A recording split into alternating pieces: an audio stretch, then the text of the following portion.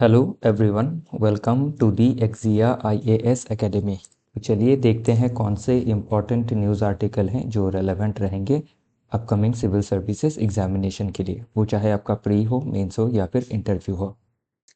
Admission open है, आप हमारे फाउंडेशनल कोर्स से जुड़ सकते हैं जिसमें हम आपको इंटीग्रेटेड गाइडेंस प्रोवाइड करेंगे for pre, mains and interview. जो भी गाइडेंस रहेगा एक्सपर्ट एंड एक्सपीरियंस फैकल्टी के द्वारा ही दिया जाएगा। वन ऑन वन मेंटरशिप के तहत आपके जितने भी डाउट है उनको कैटर किए जाएंगे। कॉम्प्रिहेंसिव स्टडी मटेरियल्स दिया जाएगा as per syllabus. Regular test conduct कराई जाएगी। वीकली टेस्ट रहेगा, हर संडे को होगा और इसका जो असेसमेंट है क्विक 1 दिन के अंदर आपको मिल जाएगा। करंट अफेयर्स की क्लासेस मॉर्निंग 7 से 9 AM के अंदर कराई जाएंगी। आंसर राइटिंग के ऊपर भी फोकस दिया जाएगा। ऑफलाइन के लिए जो बैच रहेंगी फाउंडेशनल कोर्स के लिए, वो स्मॉल साइज़ की रहेंगी, 20 to 30 स्टूडेंट्स की, ताकि आपको पर्सनलाइज जो गाइडेंस है, पर्सनल अटेंशन जो है वो प्रोवाइड किया जा सके। इसी के साथ हमारा ऑनलाइन बैच भी अवेलेबल है। उसके लिए आप गूगल प्ले स्टोर में जाके आपको एक्जिया एकेडमी करके जो ऐप है उसको डाउनलोड करना होगा।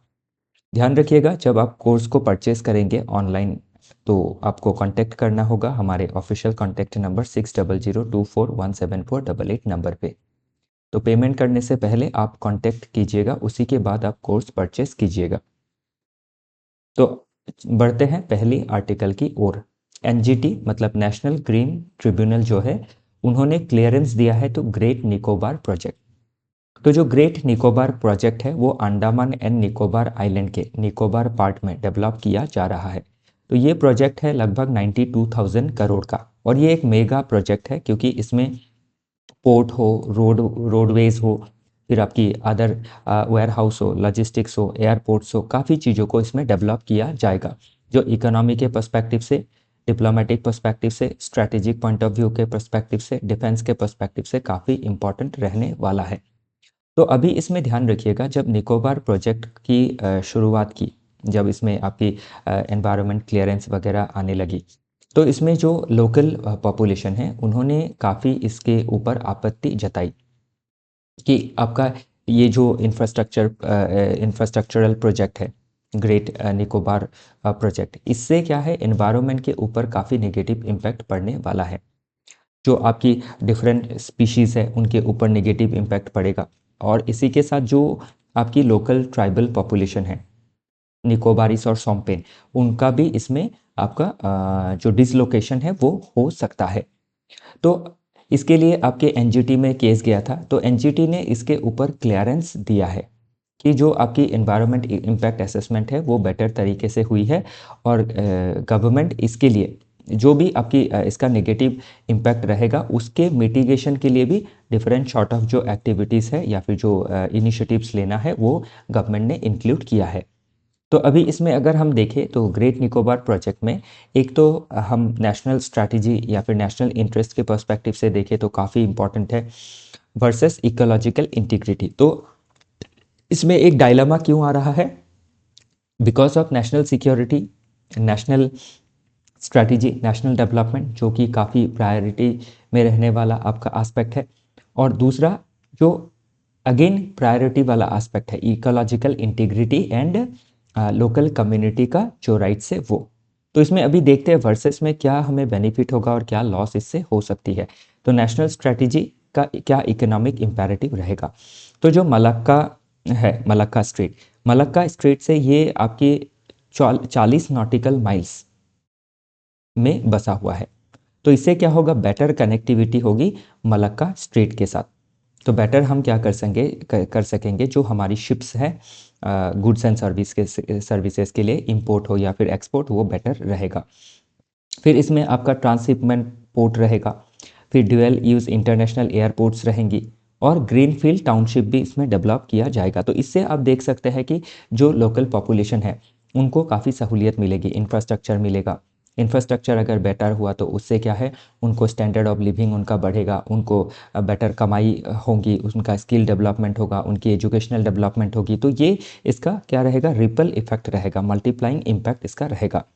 और एक ग्लोबल जो शिपिंग है उसमें भी इंडिया आगे बढ़ पाएगा और हम शिपिंग फैसिलिटी प्रोवाइड कर सकेंगे दूसरे देशों को। ओके, फिर अगर इसमें देखें इकोलॉजिकल एंड सोशल चैलेंजेस, तो इसमें थ्रेट है बायोडाइवर्सिटी। अभी जैसे अंडमान एंड निकोबार आइलैंड, तो ये एक बायोडाइवर्सिटी हॉटस्पॉट है। तो ये डायरेक्टली रिस्क देता है लेदर बैक टर्टल को, जो लेदर बैक टर्टल का एक नेस्टिंग साइट है। फिर दूसरा एक जो मुद्दा इसमें आता है, राइट्स ऑफ इंडिजीनियस जो पर्टिकुलरली वल्नरेबल ट्राइबल ग्रुप है। तो 75 के लगभग about 75 particularly vulnerable tribal group है, जो 18 स्टेट्स एंड यूनियन टेरिटोरीज में रहती है। तो इसमें ये कंसर्न निकल के आ रहा है कि उनका जो डिस्प्लेसमेंट हो रहा है और कोर्स तरीके से लैंड सरेंडर की जो एलिगेशंस है वो लग रही है। तो अभी इसमें क्या है, हमें इकोलॉजी को और इकोनॉमी को एक बैलेंस एंगल में हमें देखना ज़रूरी है, बैलेंस करके डेवलप करना ज़रूरी है, क्योंकि नेशनल इंटरेस्ट भी बहुत ज़रूरी है, इकोलॉजिकल इंटरेस्ट भी बहुत ज़रूरी है, और लोकल कम्युनिटीज़ का राइट्स को प्रोटेक्ट करना भी ज़रूरी है। तो उसका एक बैलेंस हमें लिखना पड़ेगा। नेक्स्ट आर्टिकल बात करता है constitution bans to hear pleas against digital personal data protection act.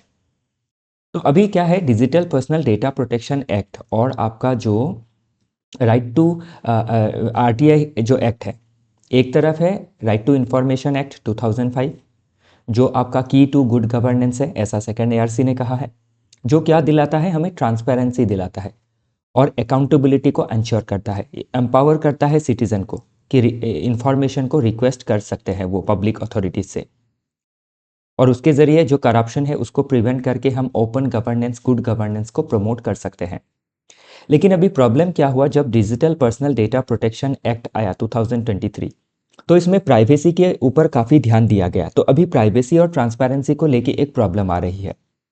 तो इसमें अभी अगर हम देखें ये इस जगह पे, ओके, तो जो डिफ़ॉल्ट रूल है ओरिजिनल आरटीआई एक्ट में सेक्शन 8 सब क्लॉज 1, अगर हम इसमें आई में देखें, तो डिस्क्लोजर प्राइवेट जो प्राइवेट डेटा है या फिर कोई प्राइवेट इंफॉर्मेशन है, प्राइवेसी का मामला है, वैसा इंफॉर्मेशंस को भी आपका पब्लिक डोमेन में रखा जा सकता है आरटीआई के तहत, अगर उससे पब्लिक इंटरेस्ट जुड़ा हुआ हो तो। लेकिन न्यू जो digital personal data protection act है, उसने क्या किया है, सेक्शन 43 सब क्लॉज 3 के आने की वजह से ओरिजिनल आरटीआई का जो सेक्शन 8 सब क्लॉज 1 आई है, वो आपका डाइल्यूट हुआ है। नियर टोटल बैन लगाया गया है on disclosure of personal information, और इसमें ऑफिशियल्स जो है उनके पर्सनल इंफॉर्मेशंस में स्पेशली आपकी रोक लगाई गई है कि ऑफिशियल्स के जो पर्सनल इंफॉर्मेशन है उसको कलेक्ट नहीं किया जा सकेगा, चाहे उसमें पब्लिक इंटरेस्ट ही क्यों जुड़ा ना हो। तो अभी इसमें अगर डिस्क्रिप्शन देखें तो ओरिजिनल आरटीआई में क्या था, जो पीआईओ है पब्लिक इंफॉर्मेशन ऑफिसर, तो वो लार्जर पब्लिक इंटरेस्ट को ध्यान में रखते हुए उनको आपका जो डेटा है, पर्टिकुलर जो इंफॉर्मेशन है, वो पब्लिक में रखना होता था। लेकिन अभी digital personal data protection act की वजह से पर्सनल डेटा का लेवल लगा के उस डेटा को रिजेक्ट किया जा सकता है। तो अभी जो शील्ड था ओरिजिनल आरटीआई में इसीलिए था कि आपकी जो प्राइवेट डेटा है सिटीजन का, उसको प्रोटेक्ट किया जाना चाहिए। अगर पब्लिक इंटरेस्ट वायलेट हो रहा है तो उसको पब्लिक किया जाना चाहिए। लेकिन digital personal data protection act की वजह से पब्लिक ऑफिशियल्स को स्पेशली सिक्योरिटी मिल रही है कि उनका डेटा अभी क्या नहीं किया जा सकेगा, आपकी एक्सेस नहीं की जा सकेंगी पर्सनल डेटा के नाम पे। तो समझ लीजिए कोई बैंक अकाउंट देखना चाहता है या फिर कोई इंफॉर्मेशन निकालना चाहता है ऑफिशियल्स के ऊपर, तो इससे अभी अब क्या होगा, जो करप्शन है उसको एक तरीके से सील्ड मिल जाएगा। तो अभी करना क्या है, इसमें जो पुराना प्रोविजन है उसको digital personal data protection act के साथ बैलेंस करना ज़रूरी है। तो उसी बैलेंसिंग को हमें देखना होगा कि किस तरीके से ऑनरेबल सुप्रीम कोर्ट इसको बैलेंस करती है, एक तरफ प्राइवेसी, एक तरफ ट्रांसपेरेंसी, एक तरफ पब्लिक इंटरेस्ट। नेक्स्ट जो आर्टिकल है वो इस बारे में बात करता है कि अभी जैसे कि आपका समर का सीज़न आ रहा है और दिन ब दिन क्लाइमेट चेंज की वजह से जिस तरीके से आपकी हीट जो है बढ़ रही है, सन का जो हीट है वो ज़्यादा ट्रैप हो रहा है धरती पे, तो इसके वजह से लोग क्या है, पर्सनलाइज जो एसी है, stand alone AC air conditioning facilities को ले रहे हैं। और इसके वजह से क्या हो रहा है, अर्बन प्लेसेस में 1 से 2% तक ज़्यादा हीट जो है वो प्रोड्यूस हो रहा है, ज़्यादा हीट ट्रैप हो रहा है, क्योंकि एसी जो है वो ग्रीन हाउस गैस को एग्जॉस्ट करती है और एनवायरनमेंट में छोड़ती है। तो इससे जो सन का हीट होता है वो ज़्यादा ट्रैप हो जाता है ऑन अर्थ, और ये अर्थ अनइनहेबिटेबल हो जाता है। और इसके उपरांत और क्या प्रॉब्लम होती है, जब ज़्यादा गर्मी का समय होता है तो इलेक्ट्रिसिटी का डिमांड भी बढ़ जाता है, तो वो भी एक प्रॉब्लम है।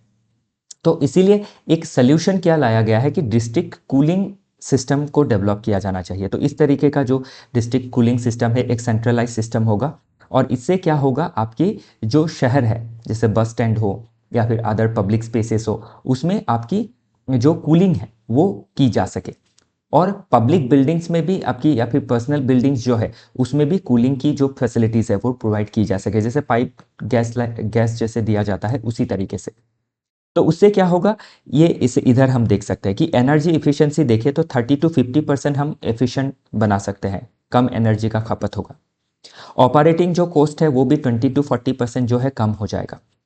और जो आपकी रेफ्रिजरेंट जो लीक्स होती है, जैसे जो भी कूलेंट एजेंट यूज़ किया जाता है जिसके वजह से आपकी ग्रीन हाउस गैस निकलती है, उसको 80% तक रिड्यूस किया जा सकता है। तो ये काफ़ी इनोवेटिव सा चर्चा जो है आया है न्यूज़पेपर में, तो इसको हम इस्तेमाल कर सकते हैं जब क्लाइमेट चेंज, ग्लोबल वार्मिंग के मिटिगेशन के लिए बात की जाएगी, कि डिस्ट्रिक्ट कूलिंग सिस्टम को हम डेवलप कर सकते हैं जो एक सेंट्रलाइज सिस्टम होगा। नेक्स्ट आर्टिकल बात करता है regarding a separate classification for D notified tribes. तो अभी क्या है डी नोटिफाइड ट्राइब्स? तो जब ब्रिटिश थे, तो ब्रिटिश के समय पे, अभी ब्रिटिश ध्यान दीजिएगा कि डिफरेंट ट्राइबल रीजन्स में वो जाके आपके टिम्बर्स एक्सप्लॉयटेशन हो या फिर फॉरेस्ट रिसोर्स का एक्सप्लॉयटेशन करते थे। तो कोई ट्राइब्स अगर मान जाती थी तो ठीक था, कोई अगर नहीं मानती थी तो उनको ब्रिटिशर्स ने क्या किया था, क्रिमिनल ट्राइब्स एक्ट का एक एक्ट लाके उनको क्रिमिनल की तरह डिक्लेयर किया कि बॉन्ड क्रिमिनल, एक टैग लगा दिया इन 1871 क्रिमिनल ट्राइब्स एक्ट के तहत, जो आपकी ब्रिटिश के हिसाब से नहीं चलती थी, जो आज़ाद रहना चाहती थी। अभी आज़ादी के बाद क्या हुआ, हम इसको कंटिन्यू नहीं रख सकते हैं, क्योंकि हमारा देश क्या है, डेमोक्रेटिक है, equality before law and equal protection of law है। किसी को इस तरीके से डेरोगेटरी टर्म यूज़ करना सही नहीं है। तो इसीलिए क्या किया, 1952 में गवर्नमेंट ने ये जो पुराना जो एक्ट था इसको डी नोटिफाई कर दिया, ये एक्ट को ही रिपील कर दिया। और इसके वजह से क्या हुआ, इसके तहत जो ट्राइबल पॉपुलेशंस थी उनको आपका डी नोटिफाइड ट्राइब्स कहा जाने लगा। लेकिन इसके बाद भी क्या हुआ, डिफरेंट आपकी जो क्रिमिनल लॉज है उसमें हैबिचुअल ऑफेंडर्स का जो प्रोविजन है वो रखा गया, कि कोई ऐसे व्यक्ति है जो हैबिचुअली ऑफेंडर है। तो इससे क्या हुआ, जो इनके इनके अगेंस्ट जो स्टिग्मा था, जो आपके डी नोटिफाइड ट्राइब के, वो कंटिन्यू होता रहा। तो आज के समय पे देखें तो जो आपकी डी नोटिफाइड ट्राइब्स है काफ़ी वल्नरेबल पोजीशन में है, और इनको सेपरेट क्लासिफिकेशन जो है वो नहीं मिला है। तो इसी में अगर हम देखें तो मार्जिनलाइजेशन के अंदर ही मार्जिनलाइजेशन है। तो criminal to denotified type कर दिया गया इन आपकी 1952। अभी इसमें अगर हम देखें तो जो डी नोटिफिकेशन है उसमें भी हम देखें तो जो डी नोटिफाइड ट्राइब है, कोई एससी के तहत आ जाता है, कोई एसटी के तहत, कोई ओबीसी लिस्ट के तहत, तो इनको सेपरेट जो है एक क्लासिफिकेशन, एक रिकॉग्निशन दिया जाना ज़रूरी है, ताकि हम इनके लिए क्या कर सकें, बेटर सोशियो इकोनॉमिक डेवलपमेंट को एंश्योर कर सके। तो एक इनको रिकॉग्निशन देना ज़रूरी है, और रीडिस्ट्रीब्यूशन करना ज़रूरी है, ग्रोथ का, डेवलपमेंट का रीडिस्ट्रीब्यूशन। इसके लिए हम स्टैंडर्डाइज सर्टिफिकेशन दे सकते हैं। और जो आने वाला सेंसस है 2027 में, उसमें हम इनके लिए सेपरेट सेंसस कर सकते हैं और सेपरेट डेटा कलेक्ट करके बेटर पॉलिसी मेकिंग करके सोशियो इकोनॉमिक वेलफेयर को एंश्योर कर सकते हैं। तो ध्यान रखिएगा, जो एक्ट है पूछा जा सकता है, कब डी नोटिफाइड किया वो पूछा जा सकता है, डी नोटिफाइड ट्राइब्स को लेके क्या प्रॉब्लम है, वैसे चीज़ें पूछी जा सकती हैं। आगे बढ़ते हैं अगले आर्टिकल की ओर। तो असम के सीएम के ऊपर हेट स्पीच का एक प्ली लाया गया था इन ऑनरेबल सुप्रीम कोर्ट। तो ऑनरेबल सुप्रीम कोर्ट ने इस प्ली को डिसमिस किया, और डिसमिस इसीलिए किया कि मतलब हाई कोर्ट को क्यों बाईपास किया है, गुवाहाटी हाई कोर्ट है तो गुवाहाटी हाई कोर्ट को अप्रोच करना है। A bench headed by Chief Justice of India asked petitioner to approach the Guwahati High Court. तो अभी गुवाहाटी हाई कोर्ट है, तो इसमें मुद्दा पूरा क्या है कि हाई कोर्ट जो एंड सुप्रीम कोर्ट अगर देखें तो दोनों आपकी इंडिपेंडेंट पिलर है of our integrated judicial system, और दोनों ही क्या कर सकती है, कॉन्स्टिट्यूशनल जो इंटरप्रिटेशंस होती है वो कर सकती है। हाई कोर्ट कर सकती है, और अपील की ज़रूरत हुई तो ऑनरेबल सुप्रीम कोर्ट इसमें जो अपील है वो ले सकती है। तो अभी अगर हम ऑनरेबल सुप्रीम कोर्ट में देखें तो 80% जो 80% नहीं, सॉरी, 80,000 के ऊपर केस जो है वो बैकलॉग्स है। तो इस तरीके से अगर मामले सुप्रीम कोर्ट में आते रहें तो इससे क्या होगा, बर्डन जो है वो बढ़ेगा। तो इसीलिए ऑनरेबल सुप्रीम कोर्ट ने डायरेक्शन दिया है कि ऑनरेबल हाई कोर्ट में, गुवाहाटी हाई कोर्ट में आ सकते हैं, और गुवाहाटी हाई कोर्ट से अगर जो जजमेंट होगा वो अगर पसंद नहीं आता है पिटिशनर को तो वो सुप्रीम कोर्ट में फिर अपील कर सकते हैं। तो इसीलिए क्या है, पहला जो मौका है वो हाई कोर्ट को दिया जाना चाहिए। और इस तरीके से बाईपास करना मतलब क्या है, हाई कोर्ट की जो गरिमा है उसको भी उल्लंघन करना है। तो उसी चीज़ को इसमें मेंशन किया गया है। तो जो भी ये पावर है, आर्टिकल 32 हम पढ़ते हैं, constitutional remedies, right to constitutional remedies, तो उसके तहत अगर देखें तो आर्टिकल 32 में ऑनरेबल सुप्रीम कोर्ट को पावर है टू एनफोर्स फंडामेंटल राइट्स। और ध्यान रखिएगा, सिर्फ फंडामेंटल राइट्स को ही एनफोर्स कर सकते हैं, जबकि हाई कोर्ट जो है under article 226 fundamental rights as well as legal rights को भी एनफोर्स कर सकती है। तो कॉन्स्टिट्यूशनल रिमेडी के पर्सपेक्टिव से अगर देखें तो ऑनरेबल सुप्रीम कोर्ट से जो पावर है ऑनरेबल हाई कोर्ट के पास ज़्यादा है। तो वही चीज़ में मेंशन की गई है कि जो स्टेट जुडिशरी है, हाई कोर्ट है, उनको बाईपास किया जाना सही नहीं है। Honourable Guwahati High court capable है, उनके पास पहला पिटीशन जाना चाहिए। तो वही मामला इसमें है। तो इसी के साथ आज का जो डिस्कशन है वो समाप्त होता है। आई होप चीज़ें आपको समझ में आई होंगी। हमारे साथ जुड़े रहने के लिए आप सभी का बहुत बहुत धन्यवाद।